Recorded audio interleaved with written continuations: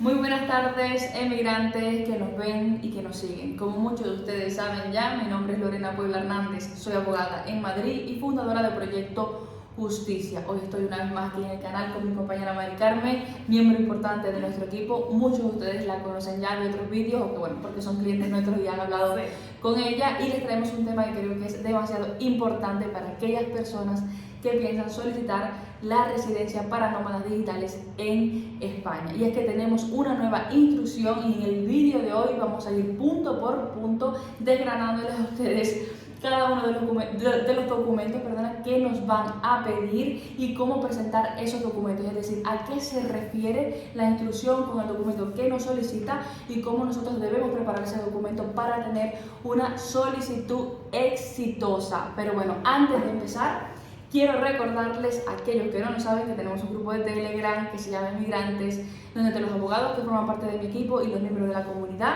resolvemos las dudas frecuentes que surgen en el día a día de los integrantes. A día de hoy ya somos más de 9.500, somos una comunidad que cada día crece más, así que no dejen de inscribirse, dejaré el enlace en la descripción de este vídeo. Ahora sí que sí, vamos a empezar. Mari Carmen, gracias los nómadas digitales por estar aquí, por siempre estar dispuesta a hacer vídeos conmigo e informar a todas las personas que nos ven en YouTube, que cada vez son más, así que muchas gracias por el apoyo. Yo en redes sociales ya les estuve comentando que íbamos a hacer este vídeo, les estuve preguntando un poco cuáles eran sus dudas. Recuerden que nuestro Instagram es Proyecto-Justicia y hoy estamos aquí para resolver este enigma de documentos que generan tantas dudas, de verdad, pues, lo que es las instrucciones como tal.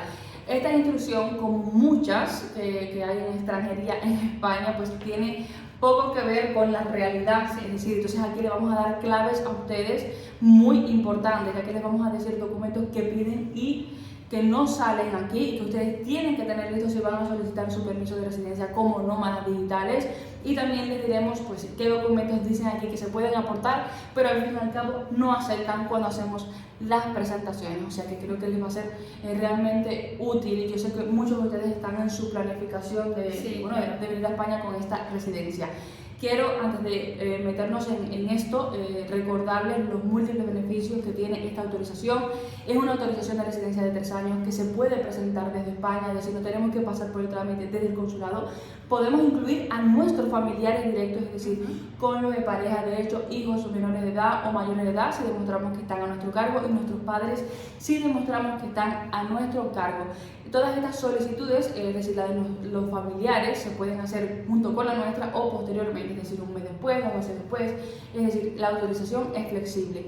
Recuerda que tus familiares mayores de edad también tendrán autorización de trabajo en España, es decir, ilimitada. Súper importante. Sí, tanto para trabajar por cuenta ajena como por cuenta propia. Y recuerden que los que somos de países iberoamericanos, a los 2 años de residencia continuada en España, podremos solicitar la nacionalidad española. ¿Cómo solicitarla? Pues vayan al vídeo que tengo en el canal específicamente de cómo solicitar la nacionalidad española por residencia para que sepan la documentación que tienen que tener preparada. Eso sí, no todo es perfecto, hay que pagar impuestos en España, es decir, estamos hablando de bastante, ¿verdad, Mari Carmen? Sí. Porque para España es un beneficio fiscal el impuesto de la renta de los no residentes, pero todos mis clientes de Latinoamérica coinciden en que es demasiado. Claro. El 24% es el impuesto de la renta de los no residentes. Entonces, fíjense que sí, que va a implicar que tengamos que tributar en España, pero bueno, esa en realidad es la naturaleza de esta autorización. En realidad es una autorización que se crea para recaudar. Lo que pasa es que, bueno, pues tendremos los beneficios que les he comentado, y que a los 2 años ya podremos solicitar una nacionalidad europea, que como muchos saben, el pasaporte español es uno de los más poderosos del mundo, con lo cual yo creo que esos impuestos pues, van a merecer bastante la pena. Entonces, yo creo que he dicho ya los beneficios, sí, ¿verdad? Ya tenemos todos los puntos más importantes, que es para los extracomunitarios, los impuestos, que nos preguntan muchos clientes nuestros cuando hacemos la presentación, siempre nos lo preguntan. Y bueno, eso es el tema que en concreto siempre las dudas que tienen cada uno, ¿no? Y recuerden que muchos también me preguntan a mí, no sé a ti, Mari Carmen, que sé que mucha gente la contacta directamente a ella, que también pueden hacerlo. Mucha gente me dice, como solicitante de asilo, ¿puedo solicitar esta autorización? No. No rotundo, es incompatible la solicitud de protección internacional con este tipo de autorizaciones. Así que aquellos que contemplan el asilo como una residencia, porque no es así, piénsenselo bien, porque luego el asilo nos limita bastante en muchas cosas y esta es una de ellas. Entonces, Mari Carmen, ¿qué te parece si ya empezamos a ahondar en cada uno de los documentos? Realmente no son muchos, pero hay mucha trampa, ¿verdad? Sí, bastante. Sí, entonces voy a tomar un poco de agua para empezar. Es que la normativa nos indica algo, de hecho tenemos comunicaciones de la UGE con diferentes puntos, pero la realidad es completamente diferente o un poco diferente en este caso, ya que hemos hecho diferentes presentaciones y lo que nos ha pasado es siempre los requerimientos.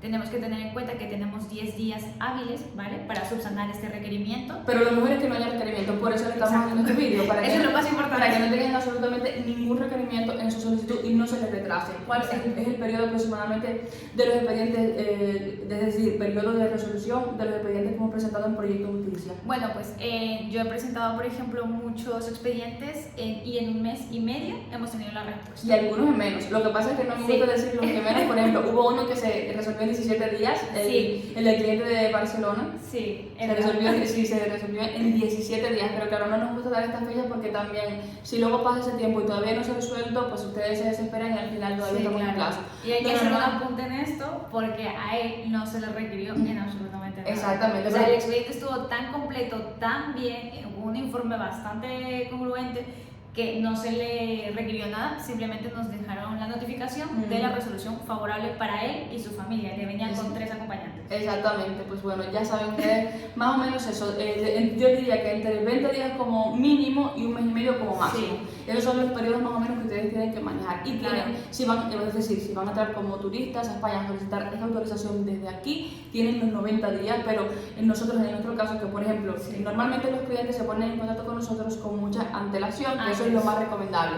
Y más o menos un mes antes de que ellos ingresen a España, nosotros empezamos a revisar documentación para que cuando lleguen pues sea directamente con el sello de entrada y del pasaporte presentar la solicitud de residencia. Sí, claro, también tenemos que tener en cuenta el tiempo que ellos tienen allá. Es mejor que nos contacten directamente cuando quieran venir, porque no tienen mucha idea de qué documentación le van a pedir. Entonces, si te van a pedir una documentación de tu país y eso tarda 10 o un mes, pues es mejor pedirlo con antelación para que nosotros lo veamos. No una vez que estés aquí y a ver qué hacemos, ¿no? Entonces, claro, siempre les decimos que vamos a hacer las cosas dentro de lo que cabe, con la máxima antelación posible, así no hay fallo. Esa es nuestra recomendación siempre. Entonces, recuerden que siempre hay cosas importantes, perdonen que no me acabo de meter en esto, pero es que esta autorización se resuelve por la unidad de grandes empresas, no va por extranjería, con lo cual esto hace que vaya mucho más rápido y mucho más ágil el procedimiento. Vale, luego para tributación y todo eso, mi recomendación es que contraten a un gestor, una persona que les lleve este tema, ya que en España la verdad es que es bastante complicado pues las declaraciones de impuestos y todo eso. Esa es nuestra recomendación. Y aún así, contratando a un gestor, también ustedes infórmense, lleven todo al día para que, bueno, tengan que pagar lo menos posible. Porque bueno, los gestores a veces... Bueno, vamos a empezar documento por documento que nos pide la instrucción a decirles a ustedes a qué se refiere y cómo prepararlo. Es decir, recuerden, como les acabo de decir, que esto se presenta en la unidad de grandes empresas. La unidad de grandes empresas no admite presentaciones presenciales, con lo cual obligatoriamente es telemático, es decir, se escanea toda la documentación que vamos a comentar aquí y se presenta con una firma digital, con un certificado digital. Es decir, aquellos que están pensando en plantarse en la unidad de grandes empresas, allí no lo van a recibir, no es extranjería, y con lo cual la presentación obligatoriamente es por medios electrónicos y los requerimientos nos envían por medios electrónicos y las resoluciones también por medios electrónicos. Entonces, nos piden en primer lugar copia del pasaporte completo o documento de viaje en vigor, todas las páginas. En España, para cualquier autorización uno tiene que escanear todas las páginas del pasaporte, incluso las que están en blanco, que muchos de ustedes presentan su proceso en antes de estudios y solamente la página pues de los datos de las figuras en el pasaporte. No, es todas las páginas, se escanean todas las páginas, se convierte en un PDF todo el pasaporte de principio a fin y así es como lo vamos a presentar. Así es. En segundo lugar, justificante de haber abonado la tasa correspondiente. Aquí tengo que hacer un breve apunte. Esto no es tan así, es decir, si tú lo que tienes es un pasaporte, no te recomiendo pagar la tasa. de una vez. Es decir, No. primero presentamos, después cuando se nos asigne el número NIE, es decir, cuando ya la oficina reciba el expediente y se nos asigne el número NIE y nos lo envíen, que nos manden un requerimiento con esa tasa, entonces es que pagamos la tasa con el número NIE, porque es que antes, pues en algunos casos nosotros queríamos pagar la tasa de una con el número de pasaporte del cliente, Claro. y a veces se aceptaba y a veces te hacían un lío porque estaba pagada con un número de pasaporte. Entonces Sí. ahora ya directamente presentamos el expediente sin la tasa y esperamos a que nos envíen el requerimiento con el número NIE del cliente y procedemos a pagar la tasa para no tener ningún inconveniente. Luego, el formulario de solicitud firmado por la persona emprendedora. Bueno, esto ya, perdón, la persona emprendedora no, es que el nómada, perdona. El formulario de solicitud firmado por la persona teletrabajadora. Entonces, en este caso, tenemos que tener en cuenta que todos estos formularios están en la unidad de grandes empresas. Nos descargamos el formulario de solicitud y ojo también al dato, que cada persona, es decir, que forma el conjunto familiar, debe presentar su propio formulario de solicitud, porque he visto casos por ahí, incluso compañeros de profesión, tengo que decir, que presentan solamente el nómada, de los familiares no tienen su propia presentación. Claro. No es que a ti te lo den automáticamente, tu familia va a tener una tarjeta. No. Tenganlo en cuenta, o sea, cada persona tiene su propio proceso. Ellos por tener un lazo con el nómada, pero llevan su propio proceso, o sea, su propio formulario de solicitud que tienen que firmar, y el formulario está en la web de la Unidad de Grandes Empresas. Le vamos a dejar abajo el enlace para que accedan. Entonces, Mari Carmen. Y en esta solicitud yo tendría que decir, bueno, por ejemplo, en esta solicitud es importante, tenemos el título, ¿vale? O sea, el titular, la persona, todo lo que tenemos que apuntar, y se debe poner teletrabajador internacional, ¿vale? Eso es una de las opciones que nos dan, que eso es importante porque no vayamos a poner cualquier cosa. Y lo que dice Lorena, es importante que cada familiar tenga lo suyo. Cuando nosotros hacemos la presentación con el titular, en este caso, nos descargamos una cosa que se llama el código referente. Y ese código referente lo copiamos y lo pegamos en los nuevos formularios de cada uno de los miembros familiares. ¿Vale? ¿Para qué? Para que sepamos con quién estamos haciendo Claro, ese documento. Claro, esta afiliación, por decirlo así. Efectivamente. Entonces, Mari Carmen, aquí nos dicen el cuarto punto: acreditación de una relación laboral o profesional mínima de 3 meses a la fecha de la solicitud con la empresa o empresas extranjeras con la que mantiene dicha relación. Entonces, Mari Carmen, aquí es decir, en los expedientes que hemos presentado, es decir, cómo hemos procedido a demostrar al menos 3 meses de relación con la empresa. Pues sí, en este caso hemos tenido contratos de trabajo, que es lo más importante, ¿vale? Aquellas personas que no tienen un contrato de trabajo porque son socios de su propia empresa, obviamente mandaremos el estatuto. Y también contratos con los clientes, porque al final, si tú tienes, por ejemplo, varios clientes para los que tú trabajas, pues tú tienes contratos con esos clientes, pues eso es lo que tenemos que aportar para acreditar al menos 3 meses de relación, más las escrituras de constitución de nuestra empresa, si es que es nuestra la empresa.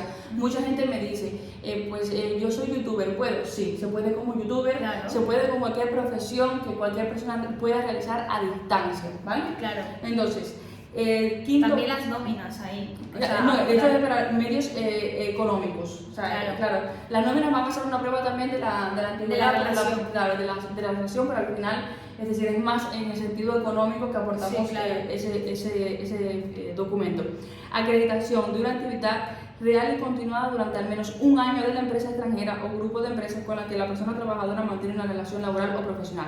Hoy me preguntaban en la asesoría, ¿hay algún documento estándar? No, porque cada país da de alta a una empresa de una forma diferente. En España son escrituras de constitución de la empresa notariadas, que uno tiene el momento que constituye la empresa, pero también está el alta en Hacienda, también está el alta de Seguridad Social. En otros países está el alta en una cámara de comercio, por ejemplo. Entonces, depende del país, entonces tenemos que entrar a valorar cómo se acredita en ese país pues, el acta de constitución de una empresa para así garantizar que tiene un año operando. Claro, es eso. Por lo menos, como mínimo, ¿vale? Lo que nos piden es eso, un año que esté en el mercado. Sí, de todas formas, en realidad esto no es difícil porque un año es poco para una empresa, y casi yo creo que todas las personas que han venido pueden acreditar esto sin problema. Muy fácilmente. Entonces, en los supuestos de una relación laboral, es decir, sexto punto, cuando trabajamos para una persona, es decir, como trabajadores por cuenta ajena o para una empresa, carta de la empresa extranjera autorizando el desarrollo del trabajo en remoto desde España. Y aquí es donde Mari Carmen me va a explicar cómo es el informe. Nosotros, de hecho, tenemos modelos. Sí, tenemos diferentes modelos porque, bueno, eso tienen que entender que no todas las empresas son iguales, obviamente, ¿vale? Entonces, simplemente es al interesado. El contenido va a ser que el nombre de esta persona, del titular, de que va a venir, el documento de identidad, puede ser el pasaporte o el documento que tenga en su país en ese momento, siempre se tiene que aportar el justificante, obviamente, ¿vale? Para saber de quién estamos hablando. ¿Qué tipo de contrato tiene? ¿Vale? Eso yo siempre lo recalco porque en el contrato dice una cosa, pero a veces la UGE nos requiere esto en el permiso de trabajo. Claro. Entonces, obviamente le está dando permiso de trabajo una empresa por la cual sigue trabajando, que es un empleado o puede ser también el socio de esa empresa. Y aquí ponemos las funciones. ¿Cuáles son las funciones? Enumerar todas las funciones de mi puesto de trabajo. Y después de enumerar estas funciones, pues dar permiso. Que la empresa te autoriza a Exacto. realizar ese trabajo, o sea, expresamente a remoto. Y además yo siempre también recomiendo ratificar el sueldo ahí. O sea, Sí, hacer de nuevo una ratificación del sueldo, porque a veces el sueldo que sale en el contrato es uno y pues en el momento de la solicitud pues la persona pues, ha hecho todo muy bien, le han subido el sueldo es otro, entonces ahí conviene pues, poner el sueldo actualizado al momento de la solicitud. Porque claro, también puede pasar que claro, ves un contrato, ves unas nóminas más altas, entonces es importante aclarar este punto usando este informe. ¿Vale? El séptimo punto. En los supuestos de una relación profesional, documentación que acredite los términos y condiciones en los que se va a ejercer la actividad profesional a distancia. Es decir, si yo realizo una actividad profesional por mi cuenta, ahí hacemos un informe, pero como profesionales individuales. Así es. Es decir, medios con los que contamos, un ordenador con conexión a internet o lo que quiera que sea que necesites, un contrato con una compañía telefónica para realizar llamadas internacionales. Todo eso se hace un informe de descripción de cómo vamos a realizar nuestra labor, profesional individual, es decir, como profesionales individuales a distancia. Sí. Eso es lo que tenemos que hacer. Sí, por ejemplo, aquí yo lo que hice con una clienta, en este caso, porque ella tenía diferentes sociedades, tenía 3 sociedades, de las cuales, pues obviamente tiene gananciales en estas 3 sociedades, y hicimos un informe con su nombre completo, su documento de identidad y cada empresa en la que está constituida, las fechas, el RUT, que eso es de allá, ¿vale? Aquí se llama el CIF, y el puesto de trabajo, la función o cuánto es el porcentaje que tiene de sociedad. Claro, porque eran varios socios. Exacto. En este caso sí, porque hemos tenido casos nosotros un poquito complicados. Claro, y al final piensen que cuando presentamos en una administración en España hay que darlo todo lo más digerible posible para el funcionario que va a revisar ese documento. No vaya a ser que al final del lioso pues se cabree y nos deniegue, aunque cumplamos todos los requisitos. Entonces todo tiene que estar lo más explicado posible. Por eso le decimos aquí todas estas aclaraciones, todos estos puntos que tienen que tener en cuenta. Pero claro, no todos los casos son iguales. Hay gente que trabaja para un solo cliente, gente personas que tienen varios clientes, personas como ella que tienen varias empresas y ganancias en esas empresas. Hay todo tipo de casos. Entonces claro, si nos ponemos a andar aquí en cada uno, el video sería interminable. Pero bueno, esperamos que este video pues les sea de mucha utilidad y sobre todo que ustedes sepan que que en realidad pues pueden optar independientemente de cuál sea su labor, siempre y cuando la puedan hacer desde España. ¿Vale? Claro, hay muchas personas también que nos preguntan, mira, yo tengo varios clientes y dentro de la UGE tú tienes un formulario que tienes que entrar con una empresa. Entonces yo recomiendo que la empresa que más ganancia te dé, lo apuntemos ahí, el RUT y el nombre de la empresa, porque es verdad, tú puedes tener como clientes a 4 empresas, pero sin embargo estás ganando con uno mucho más que con el resto. Entonces vamos a favorecernos de esa, aportar toda la documentación del resto, pero vamos a poner uno como titular. Claro. En este caso, que es lo que he hecho en varios expedientes. Claro, entiendo. Entonces, ahora, el octavo punto, que es aquí donde vamos a hablar ya de lo que preocupa a la mayoría de las personas que nos ven, los medios económicos. Entonces dice aquí, octavo punto, acreditación de contar con los recursos económicos suficientes en los términos establecidos en la instrucción tercera. Entonces, Mari Carmen, cuéntanos, es decir, bueno, yo primero les voy a decir qué es lo que nos piden y aquí les vamos a hablar entonces cómo lo acreditamos. Vale. Entonces, ¿qué es lo que nos piden? Nos piden el doble del salario mínimo interprofesional en España. En ese caso, tienen que tener presente que este año el salario mínimo interprofesional es 1.080 euros. O sea que si me están viendo en 2024 o 2025, puede haber cambiado. Claro, puede haber cambiado. En 2023 es 1.080. Esto lo multiplico multiplicamos por 2 y yo lo multiplico por 14 pagas, porque en la unidad de grandes empresas pues se nos va a pedir 14 pagas. Esto nos da 30.240 euros, si mal no recuerdo. Es decir, eso es lo que nosotros tenemos que garantizar que cobramos si somos una sola persona. ¿Vale? Eso, independientemente de que sea de varias empresas o de una sola, pero tenemos que llegar a ese monto. Hay personas que lo hemos tenido que sacar un poquito de aquí, un poquito de allá, para poder juntar todo, pero en global tenemos que llegar a este importe. Recuérdenlo muy bien. Y luego, por cada miembro de la familia vamos a tener que acreditar por el primer acompañante el 75% del salario mínimo interprofesional en España. Entonces multiplicamos 1.080 por 14 y sacamos el 75%, que me parece que da 11.000 euros y pico, 2.340 euros, si mal no recuerdo. Y luego, por cada miembro adicional, el 25%, es decir, 1.080 por 14 y el 25% de ese importe. Eso es lo que tenemos que acreditar que cobramos, es decir, con nuestro trabajo. Entonces, ahora Mari Carmen les va a explicar cómo acreditamos nosotros que disponemos de esos medios económicos. Claro, o sea, aquí es súper importante porque muchos clientes obviamente se vuelven un poco locos con este tema, y es el salario, o sea, tu contrato, el salario que tú vas a tener cada mes. El salario es importante que lo tengamos 3 meses. ¿De nómina? Exacto. Las nóminas, lo que es las nóminas, si nosotros decimos aquí en España nóminas, recibos de salario, puede ser facturas que tú emites al cliente, si es que acaso eres profesional pues por tu cuenta, o sea, autónomo, profesional freelance, como ustedes lo conozcan. Aquí autónomo nosotros decimos cuando es freelance, que trabajas por tu cuenta. Entonces, o si tienes una empresa, pues con las declaraciones de impuestos de esa empresa que está a tu nombre, de la sociedad, también se puede acreditar. Y en Chile se llama balance, el balance económico. ¿Vale? Efectivamente. Que lo dan cada trimestre o cada año. Sí, efectivamente. Pero no solamente, es decir, eso, sino también nosotros recomendamos sacar estados de cuenta bancaria donde se vea que nosotros efectivamente hemos percibido esos importes. ¿Por qué? Porque ya lo dice la instrucción, que cada caso se analizará individualmente, con lo cual nos está diciendo que si ellos no lo ven muy claro, te pueden decir que no. O sea, que vamos a ponérselo lo más claro posible. ¿Vale? Si eres un nómada digital que vienes tú solo, no vas a tener ningún problema en este caso. Hemos tenido muchos expedientes muy buenos y favorables, sin incluso presentar el IPREM. Claro, aquí tenemos que esto es algo que no va a decir en la instrucción, pero nos van a pedir el IPREM, aparte de lo que tenemos que acreditar. Exacto. Con el sueldo, es decir, con lo que percibimos, tenemos que acreditar que tenemos ahorrado el IPREM del año. El IPREM es 600 euros este año, multiplicamos por 14, son 8.400 euros si es una sola persona, y luego el 50% por cada miembro adicional. Eso tenemos que acreditar sí o sí en una cuenta bancaria. Si vamos a presentar desde España, recuerden que al menos tienen que tener apertura una cuenta aquí en España y presentar al menos un certificado de titularidad de cuenta, aunque el dinero esté en otro país. Entonces, eso ténganlo muy presente, y eso no sale aquí en la instrucción, pero nos lo piden una vez presentamos los expedientes, sobre todo cuando son varias personas, es decir, un núcleo familiar. Claro, cuando vienes acompañado. Cuando la persona viene sola, realmente va muy directo, ¿verdad? Sí, va bastante bien. Lo único que nos requieren es la tasa si no tiene el pasaporte, y si no, nos lo dan la resolución favorable. Pero si viene acompañado, hay que tener en cuenta mucho el tema económico. Eso es súper importante, tanto en el salario como en el IPREM. Es verdad que en la normativa no aparece, de hecho los puntos que nos hemos leído y releído no lo tienen en cuenta, sin embargo a la hora de la práctica sí que nos lo requieren. Efectivamente, entonces vamos allá a ir culminando. Evidentemente el certificado de antecedentes penales apostillado, con menos de 3 meses de vigencia, y una declaración responsable de la inexistencia de antecedentes penales de los últimos 5 años. Pero bueno, eso a nuestros clientes nosotros se lo damos, ese es el modelo.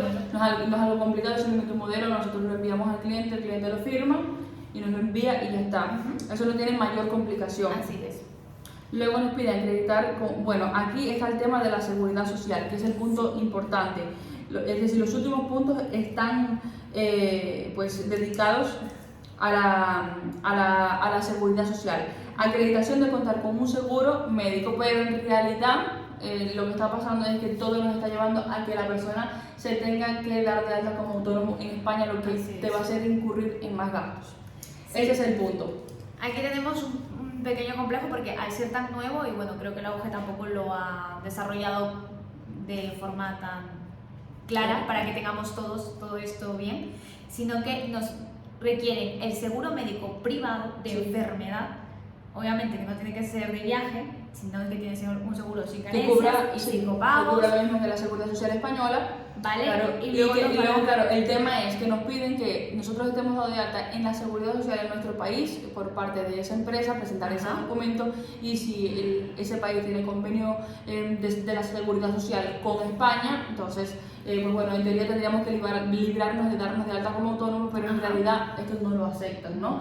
Bueno, primero que todo, casi ningún cliente lo cumple porque casi todos los clientes pagan un seguro privado en su país, con lo cual no tienen ningún certificado que aportar, y obviamente la empresa, que es el otro requisito, que también que la empresa que se comprometa a darte de alta, eso no va a pasar porque casi ninguna empresa va a acceder a darse de alta en el sistema de seguridad social en España solamente por 1 o 2 personas que tengan que ir teletrabajando. Entonces al final lo que va a pasar es que el nómada se tiene que dar de alta como autónomo, y eso cuesta dinero, eso es un plus que tenemos que pagar. Este año me parece que la tarifa plana inicial es 80 euros mensuales, que luego va subiendo según lo que tú cobras.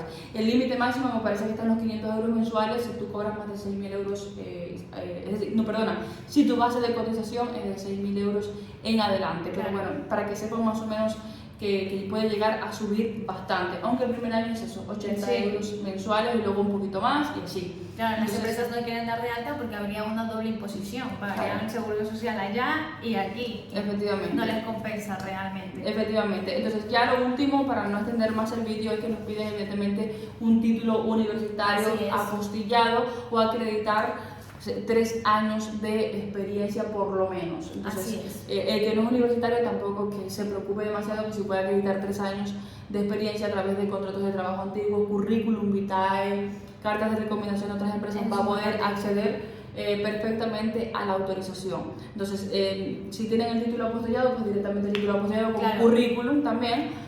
Está bien, con eso se suele aceptar, con ese punto no se suelen poner ellos muy... Las cartas de recomendaciones es lo que nosotros más tenemos de algunos clientes, porque algunos clientes pues no tienen el título de universitario, pero tienen muy buenas cartas de recomendaciones donde han estado por lo menos 3 años ejerciendo de la profesión, de la misma profesión que están trabajando ahora, y todo eso es importantísimo. Yo siempre añado una cosa, porque obviamente somos iberoamericanos los que vienen de allá de nomás digitales, y es un PDF indicando, bueno, un informe pequeñito indicando de cuánto se está cobrando a euros, convertirlos a euros. Claro, sí, la conversión, eso siempre lo aportaba porque, como les digo, hay que dar el expediente lo más masticadito y fácil posible para el funcionario que lo revisa, y así nos garantizamos una resolución favorable. Si hay un requerimiento, tenemos 10 días para solucionar. Así es. Eso ténganlo presente, y bueno, los periodos de resolución ya los hemos dicho. Tengan también en cuenta que si vamos a España con familiares, pues tenemos que acreditar los lazos, el certificado de matrimonio o de unión convivencial apostillado con menos de 3 meses de vigencia, certificados de nacimiento de nuestros hijos apostillados con menos de 3 meses de vigencia, recuérdenlo muy bien, y antecedentes penales de todas las personas mayores de edad del núcleo familiar, recuérdenlo también, apostillados también con menos de 3 meses de vigencia. Entonces recuérdenlo, siempre tenemos que acreditar todos esos lazos, y si los hijos son mayores de 21 años, y si traemos a los padres, pues tenemos que demostrar que están a nuestro cargo, y eso es bien complicado, pero ya ahí no me quiero meter porque sería extender demasiado el vídeo. Si tienen dudas al respecto, accedan al grupo de Telegram, hagan su consulta, ahí estamos nosotros todo el día prácticamente, yo creo, respondiéndoles, o si no, otros emigrantes que hayan pasado por la misma situación. Espero que este video les haya sido útil. Gracias, Mari Carmen. Bueno, yo solamente hacer un apunte después de todo lo que hemos hecho. Cuando sale la resolución favorable. Bueno, señores, estas autorizaciones, cuando ya tenemos resolución favorable y queremos tramitar una cita para toma de huellas, es sumamente complicado conseguirla, ¿verdad? Así es. Sumamente complicado, entonces cuando ya más o menos probamos que va a salir la autorización, bueno, en el despacho lo hacemos, buscamos citas, pero también ustedes pueden hacerlo, pues ir solicitando esa cita para toma de huellas. En ese caso la opción es autorizaciones que resuelve la Dirección General de Migraciones, porque no va por extranjería, va por otro proceso. Entonces es bastante difícil de conseguir, pero bueno, no es imposible. En este caso solamente el apunte que has dicho es solamente para Barcelona y Madrid.